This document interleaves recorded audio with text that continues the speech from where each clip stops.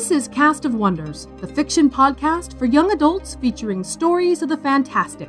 March 23rd, 2014. Welcome to our Flash Fiction Month. This week we present Master Madrigal's Mechanical Man by Scott C. McCullough. Scott is a husband, father, software developer, board gamer, swing dancer, and has been told he makes a mean chocolate chip cookie. On his better days, he's also a writer. His fiction has appeared in Orson Scott Card's Intergalactic Medicine Show, Nature, and Cricket magazine. He lives in Washington State. Your narrator duo this week sound awfully familiar. And now we've a tale to tell.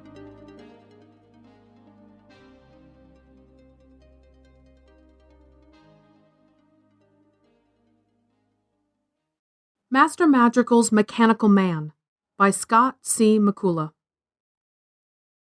I tried to shut out the crowd's roar, but the thunder of 1,000 feet pounding above us in the arena stands rose until I could feel the breastplate of the mechanical swordsman vibrate beneath my touch. Master Madrigal gestured with his palsied hand for me to replace the automaton's helmet, but I hesitated to examine the delicate inner workings. Just one small adjustment.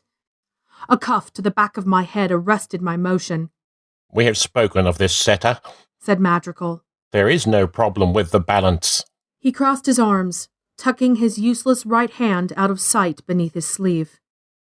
I persuaded my mother to send me to her uncle Madrigal after his illness when I was just 12 years old. The word apprentice was never used. Girls do not apprentice to craftsmen like Madrigal, and I don't think he would have taken an apprentice in any case. He referred to me as his hands. My deft fingers did the work his no longer could. "Yes, Master Madrigal." I set the helmet as he had indicated, covering switches and levers and the gyroscope I believed flawed, but my belly roiled with indignation. Madrigal thought me no more intelligent than the automaton, as though my head, too, were full of switches and levers contrived to direct me to his bidding. But I held my tongue. Contesting Madrigal's opinion would only make him sour and stubborn. The applause gave way to a muted anticipation as Libran, the opposing swordsman, made his way to his corner of the combat yard. He was handsome, with a mane of golden-yellow hair that flowed loose behind him. He stood with an easy grace, exuding pride like a strong perfume. The crowd cheered when the mechanical swordsman entered the arena, but it was punctuated by hushed mutters and sideways glances. The Duke, in his box at the head of the arena, clapped politely. I took the crowd's agitation as a good sign. In previous contests, our fighter of steel and false sinew had earned nothing but laughter and sneers. Today the crowd had seen it dispatch 4 lesser swordsmen, and if it defeated LeBron, it would take the victor's laurels and the Duke's purse. "Setter, come!" I hopped at Madrigal's words, realizing I had been watching LeBron. If the swordsman was worried about the fight, he did not show it. As we stepped back to the stands, he met my eyes and gave me a ready smile. I stared ice shards back at him. I am no simpering court lady to be charmed by a warm look. The official directed the contestants forward. LeBron bowed towards the automaton, an expansive, mocking gesture that brought a laugh from the crowd. The automaton mimicked the motion exactly, to an echo of nervous laughter. A crease of uncertainty appeared on LeBron's brow, quickly replaced by calm readiness. LeBron and the automaton drew their swords, and at the official's signal, the fight began. Beside me, Madrigal leaned forward, gaze level and unblinking. The crowd's murmur fell to a hush as the combatants circled each other.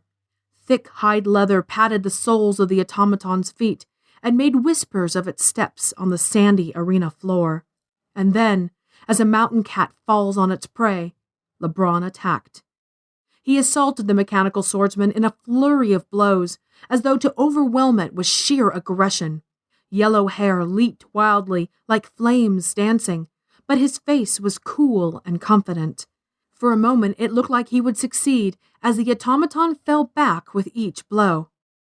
Such an attack would have intimidated any human opponent, perhaps caused him to be more tentative, more defensive. But our mechanical man knows nothing of fear or worry. It fended off LeBron's blows, gave no more ground than was necessary, and when it found opportunity, it pressed its own attack. Its arms seemed too limber to be made of steel, but they wielded their heavy broadsword with deadly precision. He sees now I've offered him no straw man to hack at as if in the practice yard, Madrigal said. The frenzied exchange between the combatants gave way to a lull. They regarded each other, circling like dogs preparing to fight over a hunch of meat.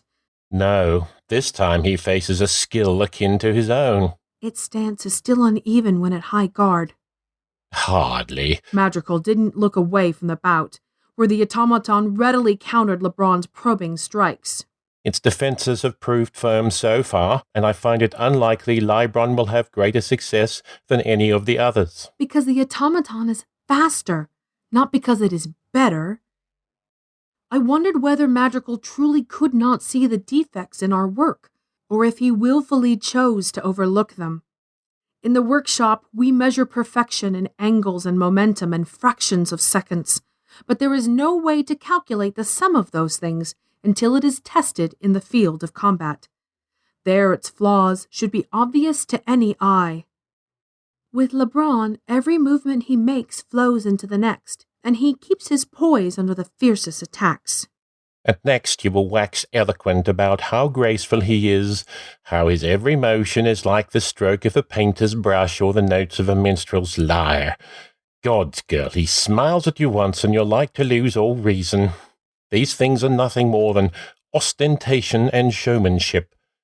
You would have my automaton swagger and parade before the crowd like every other entrant. It is a machine setter. It needs no empty pride, nor must it know how to be graceful before it can perform its function. I clenched my teeth. Was that all Madrigal thought of me? It was not as if I believed the automaton harbored some hidden aesthetic beneath its metal chassis, or that Hespa, the muse of battle, could guide its sword strokes the way LeBron claimed she did his. I'm saying that since we can observe the automaton's faults, we must be able to correct them. It can be flawless. On the combat grounds, the only qualities that matter are victory and defeat. Madrigal spoke with a finality that said he would hear nothing more from me. I smoldered like a banked ember. How could he be so uninspired to settle for something less than what was possible? The pace of the fight had increased, the automaton becoming more aggressive as it adapted to its opponent's fighting style. LeBron wore a lionish grin and met the automaton blow for blow. They were well matched, but where our automaton got on by its speed and strength and consistency, LeBron fought like a flower petal on the wind, responding without thought to every turn and eddy of the battle. Beside him, the mechanical swordman looked cumbrous and awkward. Nothing so dramatic as a lurch or a misstep, but where a parry should have flowed effortlessly into a counterattack, there was a hitch, like a scuff on polished leather. When LeBron pressed close, their swords locked together, and I could see the slightest waver before the automaton thrust him away. Tiny things, but each a vulnerability, if only for the span of a heartbeat. As if to belie the flaws I observed, the automaton scored a resounding blow against LeBron's armor. The swordsman staggered, a wide dent evident in his left shoulder plate, but he managed to duck away from the automaton's following swing. Madrigal gripped the railing before him with his good hand, himself coiled as tightly as the master springs that lay in the automaton's chest. Sweat beaded on LeBron's forehead, glistening in the sunlight. He was getting the worst of it now, giving ground more often than he took it. The automaton moved too quickly, responding to LeBron's movements almost before he made them. Confidence had been replaced by grim determination. Even on the defensive, he fought with deadly grace, closer to a dance than a battle. But he was flagging, hard on breath, and the automaton continued implacably. I knew LeBron was too focused on fending it off to take advantage of, or even see, the tiny openings I had observed. It was only a matter of time before the mechanical swordsman bested LeBron, and the crowd knew it. There were no more whistles or shouts of encouragement, but every eye watched the melee with rapt attention. A bell sounded the end of the first combat round. It was a concession to the human participant. Our swordsmen could fight for hours without tiring, but this was a contest of skill, not endurance. The automaton halted its attack immediately, set the point of its sword on the ground, and rested both palms on the hilt. It could have been a statue. LeBron conjured a smile to his face, but I could see the strain it took to stand straight and wave to the crowd. His breath came in pants. The next round of combat would not go well for him. Come, setter. Madrigal kept his face impassive, but I could detect a self-sustained jaunt to his steps as I followed him into the combat yard. LeBron eyed us, but I stared pointedly past him. At Madrigal's direction, I examined the automaton, seeing that none of the joints had seized, that no sign of wear or weakness had appeared along its limbs. There was none. LeBron had not managed to lay a single solid blow on the automaton. My hand lingered at the helmet. I wanted to remove it, to see if perhaps an adjustment to the gyroscope, but Madrigal would never permit it.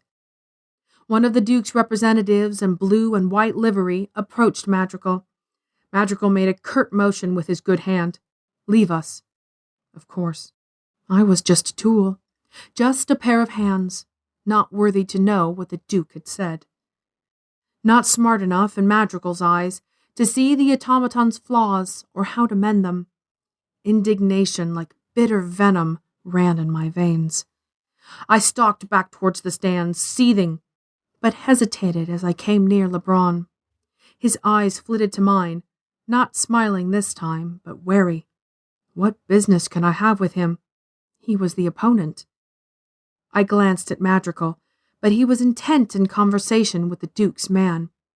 Leaning close to LeBron, I spoke quickly and softly. Madrigal surveyed the mechanical man on the workbench. One arm was completely mangled. The network of small pneumatic tubes that controlled the fingers was severed and leaked fluid like pale, greasy blood.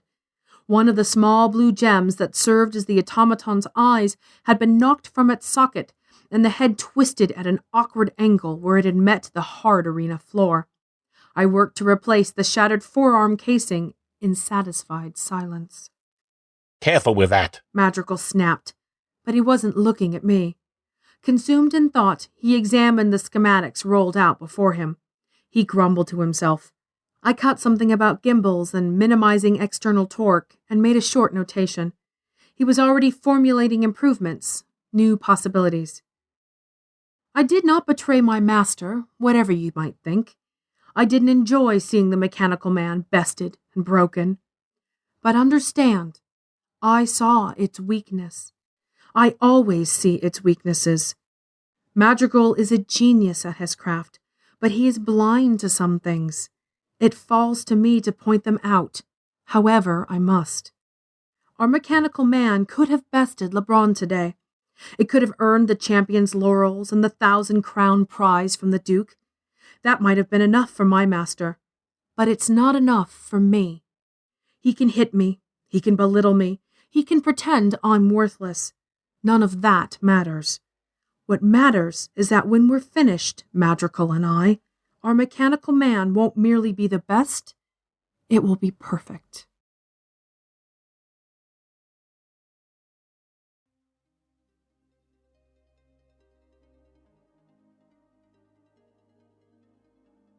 We don't have many steampunk stories yet on Cast of Wonders, but I'm thrilled to add this tale to our collection. Join us next week for the final installment of our Flash Fiction Month with the biggest little wonder you ever did see.